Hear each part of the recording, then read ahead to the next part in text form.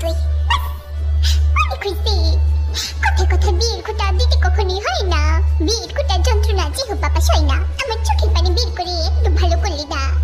সালমান খানের বিয়ে যেভাবে আমি বেঁধে রাখছি, এখন তোর বিয়েও আমি একটু মেরে বেঁধে রাখবো, এমন ভাবেই বাঁধবো।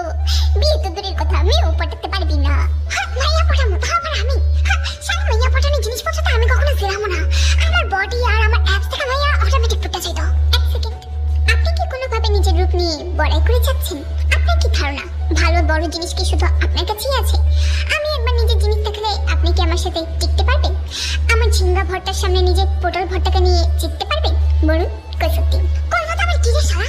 এত যত সন্দেহ তো আয় না, একবার সামনাসামনি কম্পিটিশন হয়ে যাক। আহা প্রিটি লিটল বেবি ইয়া ইয়া ইয়া।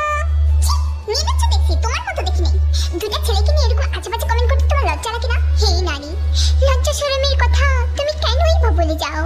সবার আড়ালে লুকিয়ে লুকিয়ে তুমি তো আমার জাঙ্গিয়ার দিকেই তাকাও।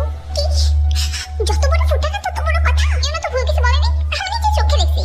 সবার সামনে ভালো সাজতে আপনি যতই গান গজল, লুকিয়ে লুকিয়ে আপনার শুধু ইউনোর ফুটার দিকেই নজর।